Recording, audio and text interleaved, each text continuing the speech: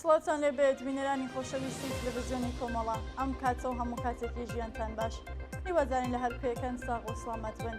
ئەمڕۆ دووشەممە سەیانزەی خەرمانانی 1402 هەتاوی بەرابەرە لەگەڵ 4 سەپتامبری 2023 زاینێک لەگەڵ هاوڕێیانی هاوکارم لە خزمەتتانداین بۆ پێشکەشکردنی گەشتی هەواڵەکانی کوردستان، ئێران و جیهان.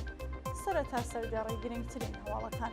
کۆبوونەوەی خانشینکراوانی تەمینی اجتماعی لە کرماشان و ئێران، سەپاندنی سزای ماڵی و 1 ساڵ زیندان بەسەر نازیلە معروفیان، جێگیرکردنی هێزە سەرکوتگەران و دانانی کامێرای چاودێری لە شارەکانی کوردستان، مانگرتن لە خواردنی 4 بەندکراو لە زیندانی ئیلام، گوشاری ناوەندەمیەکان بۆ سەر بنەماڵەی محەممەد ئاریان لە شاری سنا، سەپاندنی سزای زیندان بەسەر شەهلا چوپانی لە سەخس، دیانەدەستانی پێشمەرگەکی دێرینی کۆمەڵە لە شاری مەریوان، دەست بە کارکێشانەوەی کرێکاران لە کارخانەی ماشینسازی عێراق و هێرشی وەحشیانەی هێزەمنیەکان بۆ سەربەندی هەشتی زیندانی ئێڤین.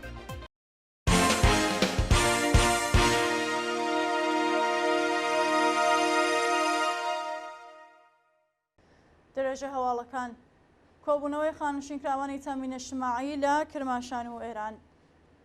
ڕۆژی یەکشەممە 12 خەرمانان خانشینکراوانی تەمینە اجتماعی لە شارەکانی کرماشان هاوکات لەگەڵ خانشینکراوانیەوە ڕێکخراوەیە لە شەن شاری دەکێران دژ بە دۆخی خراپی معیشەت کۆبوونەوە. بەپێ راپۆرتەکان خانشینکراوانی تەمینە اجتماعی لە شارەکانی کرماشان، ئەهواز، شوش، شوشتەر، کەرخە و حەوتەپە لە ئەزدۆخی خراپی ژیانی و معیشەت ناڕزایەتیان دەربڕی. خانشینکراوان بە وتنەوەی دروشم خوازگاری چوونەسەرەوەی حەقدەست و مەزایە بەپێی هەڵی هەژاری بەکردەوە دەرهاتنی گەڵاڵەی هاوسانسازی و دابینکردنی بیمەی دەرمانی بوون. سەپاندنی سزای ماڵی و 1 ساڵ زیندان بەسەر نازیلە معروفیان.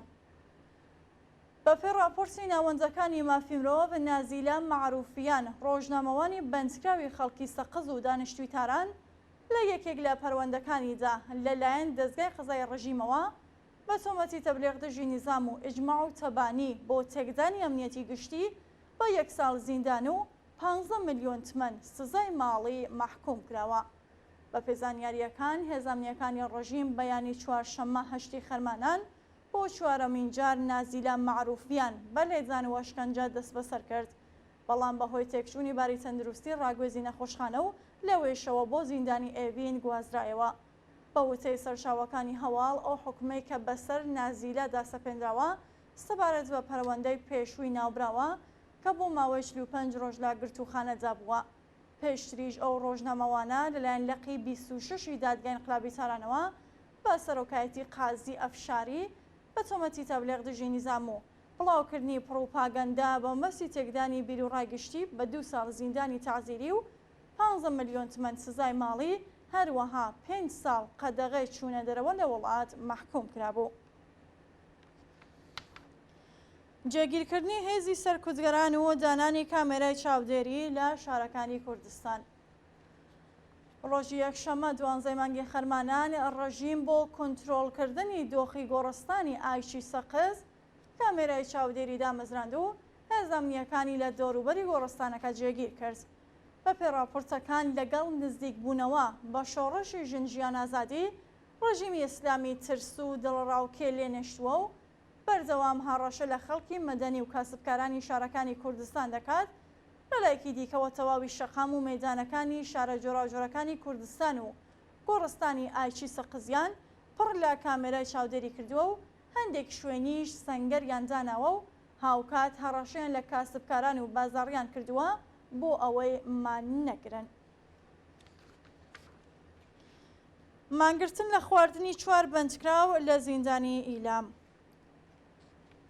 4 بەندکراو بە ناوەکانی وەحید چاوەران، ناسر ڕەزایی، محەممەد حسەین ناسری، بەختیار محەممەد زادە لە ناڕزایەتی بە ناڕوونی چارەنووسی و ناجێگیربوونی باری تەندروستی وەحید دەستیاندایە مانگرتن لە خواردن. بەپێ راپۆرتەکان بەهۆی پێدانی دەرمانی ناگونجاو بە یەکێک لە بەندکراوان بە ناوی وەحید چاوەران و پشتگوێخستنی باری تەندروستی و بەندکراوە، 3 بەندکراوی دیکە بە ناوەکانی ناسر ڕەزایی، محەممەد حسەین ناسری، بەختیار محەممەد زادە لە ناڕزایەتی بەو دۆخە و ناڕوونی چارەنووسیان دەستیان داوەتە مانگرتن لە خواردن. لەگەڵ نزیکبوونەوە بە ساڕۆژی شۆڕشی ژنجیان ئازادی هێزەمنیەکانی ڕۆژیم بەمبەستی هەڵوەشانەوەی سکاڵەی بنەماڵەی محەممەد ئاریان کوشارێکی زۆریان خستوەتە سەر دایک و باوکی. بە پێڕاپۆرسەکان بەرپرسان و ناوەندەمنیەکانی شاری سنە گوشاریان بۆ سەر بنەماڵەی دادخوازان زیاتر کردووە و هەر لەم پەیوەندیەدا بنەماڵەی محەممەد ئاریان یەکێک لە گیانبەختکردوانی شۆڕشی ژینای شاری سنە لە ژێر گوشاری ناوەندە ئەمنیەکاندان بۆ ئەوەی سکاڵاکەیان هەڵوەشێنەوە. جێگە ئاماژەیەکە حەسان ئەسکەری یەکێک لە بەرپرسانی سوپای پاسەران هەڕەشەی لە بنەماڵەی ئاریان کردووە کە لە جیاتی سکاڵا تۆمارکردن دیە و خوێنبەها وەربگرن، بەڵام بنەماڵەی ئاریان ئەو پێشنیارەیان ڕەت کردەوە و ڕایان گەیاندووە کە خوێنی ڕۆڵەکەیان بابەتی مامەڵان نییە. دەستبەسەرکردنی لاوێک لە شاری میاندووە. ئارام گەوهەری ناسراو بە حسێن زیندانی سیاسی پێشوو لە بەندکراوانی ناڕەزایەتیەکانی ساڵی ڕابردوو بۆ جارێکی دیکە لەلایەن هێزەمنیەکانی شاری میاندووە و دەست بەسەر و بۆ گرتوخانەی سڵاتی ئەو شاران ڕاگوێزرا. بە پێڕاپۆرسەکان ماوەیەک لەوە پێش هێزەمنیەکانی میاندووە و ئارام گەوهەریان بۆ ئیتسلاعات بانکێش کردبوو، بەڵام ناوبراو لە سەردانکردنی ئەو ناوەندە ئەمنیەتیە خۆی بوارد. ڕۆژی پێنجشەممەی ڕابردوو هێزەکانی حکوومەت ئەو لاوەیان دەست بەسەر و یەکسەر بۆ گرتوخانەی سڵاتی ورمێ گواستەوە. سەپاندنی سزای زیندان بەسەر شەهلا چوپانی لە سەقز. لە ڕۆژانی ڕابردوودا شەهلا چوپانی هاوڵاتی تەمەن 35 ساڵ و خەڵکی سەقز لەلایەن لە قی 105 دادگای انقلابی ئەو شارە بە تۆمەتی هاوکاری لەگەڵ یەکێک لە حزبە نایڕەکانی ڕژیم بە 3 مانگ زیندانی تەعەزیری مەحکوم کرا. ڕۆژی دووشەممە 5 پوشبەڕی 1402 ئێدارەی تەڵاتی سەقز شەهلا چوپانی لە شارۆچکەی قەوەخ دەست بەسەر و بۆ گرتوخانەیە و ناوەندە ئەمنیەتیە لە شاری سنە گواستەوە.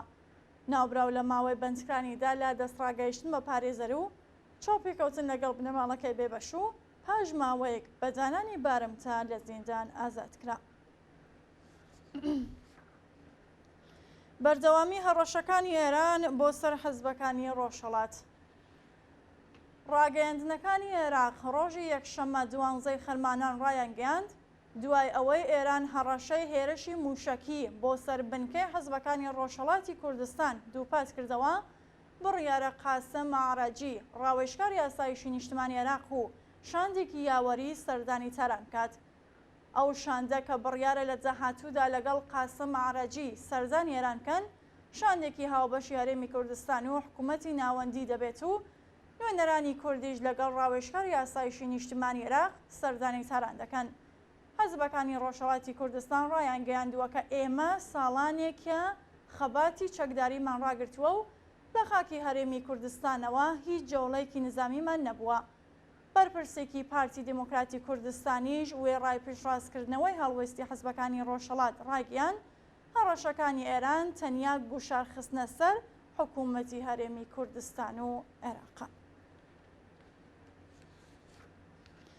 گیانودەستانی پێشمەرگەیەکی دێرینی کۆمەڵا لە شاری مەریوان.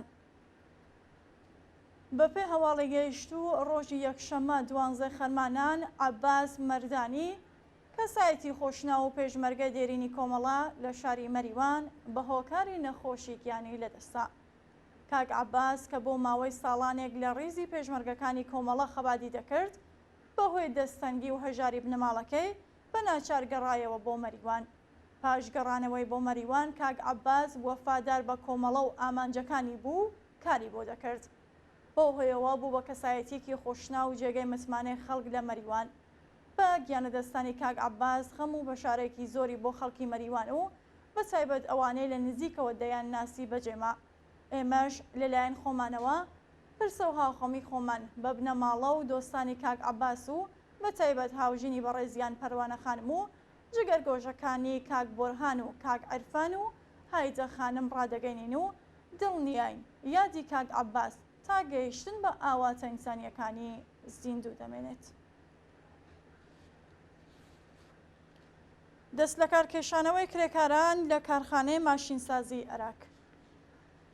ڕۆژی یەکشەمە 12 خەرمانان کرێکارانی کارخانەی ماشینسازی عێراق لە ناڕزایەتی بە جێبەجێ نەکردنی جەخوازیەکانیان دەستیان لە کار کێشایەوە و مانیان گرت. بە وتەی کرێکارانی ناڕازی بەرپرسانی کارخانە بەڵێنی بەکردەوە دەرهاوردنی گەڵاڵەی ڕیزبەندی پیشەکان و بردنەسەرەوەی حەقدەست و مەزایەیاندا بوو، بەڵام هیچ یەک لە بەڵێنەکانیان جێبەجێ نەکردو. ئێستا کرێکاران خوازیاری وەلانانی پەیمانکار و واژۆکردنی گرێبەستی ڕاستەوخۆ لەگەڵ دەوڵەتن. هێرشی وەحشیانەی هێزانمنیەکان بۆ سەربەندی هەشتی زیندانی ئەڤین. کاتژمێر 9 بەیانی ڕۆژی یەکشەممە 12 خەرمانان گاردی زیندان بە شێوەیەکی وەحشیانە هێرشی کردە سەربەندی هەشتی زیندانی ئەڤین و ژمارەیەک لە بەندکراوانیان بۆ شوێنێکی دیکە گواستەوە. بەپێی راپۆرتی کانونی مافی مرۆڤی ئێران، ژمارەیەک لە بەندکراوانی بەندی هەشتی زیندانی ئەڤین بە ناوەکانی سەعید ماسووری، ئەفشین بەیمانی، حەمزە سەواری، حسێن گەچلو، مەسعود ڕەزا ئیبراهیمی نێژاد، لوقمان ئەمینپور، سامان سەیدی یاسین، محەممەد شافعی و متەلب ئەحمەدیان بە لێدانی وەشکەنجە بۆ شوێنێکی نادیار گواستەوە. شایانی باسەکە ئەو هێرشە بە فەرمانی سەرۆکی زیندانی ئێڤین ئەنجام درراوە و کەلوپەلی شەخصی بەندکراوان ورد و خاپورکراوە. لە هەواڵێکی دیکە ڕۆژی ڕابرد و 4 بەندکراوی زیندانی ئەڤین بە ناوەکانی کامیار فەکوور، جەعفەر ئیبراهیمی، ئەحمەد ڕەزا حائری و ڕەزا سەلمانزادە بۆ زیندانی قزڵ حەسار گوازرانەوە و جەعفەر ئیبراهیمی لە دەرمان و چارەسەری پزیشکی بێبەشکرا. دووە هەواڵ بانکشتی بەرەینی چالاکانی سنفی فەرهەنگیانی تاران بۆ ئیتڵاعات. بەپێی راپۆرتی شۆرای هەواهەنگی ڕێکخراوە سنفیەکانی فەرهەنگیانی ئێران، ڕۆژی یەکشەممە 12 خەرمانان کۆمەڵێک لە چالاکانی سنفی تاران لە ڕێگەی تەلەفۆنەوە بانکشتی ئێدارە ئیتڵاعات کران. بەپێی ئەو راپۆرتە محەممەد تەقی فەلاحی، مەسعود زینالزادە، ئەبۆلفەزڵ ڕەحیمی شاد، مەحموود باقری، موشتەبا قوڕەیشیان، زەهرا ئەسفەندیاری و فەرزانە نازەلپور بۆ ژمارەیەکی دیکە لە معالیمان لەلایەن ئێدارەی ئیتڵاعاتەوە بانکشتکراون.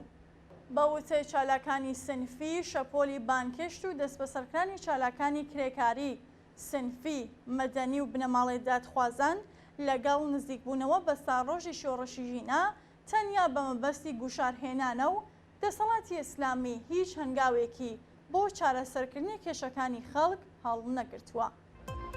بینەرانی خۆشەویست هەواڵەکانتان پێشکەشکرا هەر شەڕ.